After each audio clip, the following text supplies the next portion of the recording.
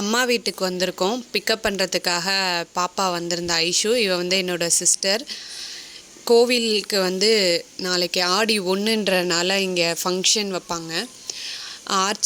ஆர்ச்சுக்கு பக்கத்தில் தான் கோவில். இந்த ஆர்ச்சு உள்ளே கட்டாயி தான் ஆக்சுவலாக நம்ம உள்ளே போகணும்.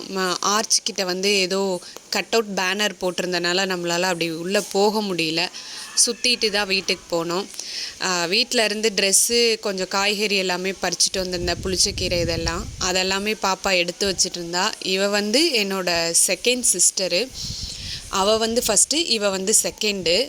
இது வந்து போர்ட்டிக்கோவில் ஒரு ஊஞ்சல் மாட்டியிருப்போம். இந்தாண்ட கொஞ்சம் திரும்பினோன்னா உள்ளே வந்து இது ஹால் என்ட்ரன்ஸு. இங்கேருந்து தான் ஸ்டார்ட் ஆகுது. ஒயிட்னிங் இதுக்கு பழைய வீடு, ஆனால் கொஞ்சம் ஆல்ட்ரேஷன் எல்லாம் பண்ணோம். டைல்ஸ் எல்லாம் எடுத்துகிட்டு புதுசாக ஒயிட் வாஷ் ஃபுல்லாக வீடு ஃபுல்லாக பண்ணோம். வந்த உடனே கேக்கு ஏதோ அம்மா செஞ்சுருந்தாங்க. அவங்க சித்தி எடுத்து பசங்க கொடுக்க ஆரம்பிச்சிட்டா. அவள் ஒரு பொம்மை பைத்தியம். அந்த செல்ஃபில் பார்த்தாலே தெரியும். எதுக்கு வாங்கி வச்சுருப்பான்னு தெரியாது, ஆனால் அவ்வளோ பொம்மைங்க வாங்கி வச்சுருப்பாங்க. இவங்க எங்களோட அம்மா. பசங்களாம் வீட்டுக்கு வரோன்னு சொல்லிட்டு வெடி போண்டா செஞ்சுருப்பாங்க. நிறைய டீ கடையிலலாம் இந்த போண்டா கிடைக்கும். எத்தனை பேர் நீங்கள் சாப்பிட்ருக்கீங்க அப்படின்னு சொல்லிட்டு கமெண்ட்டில் சொல்லுங்கள்.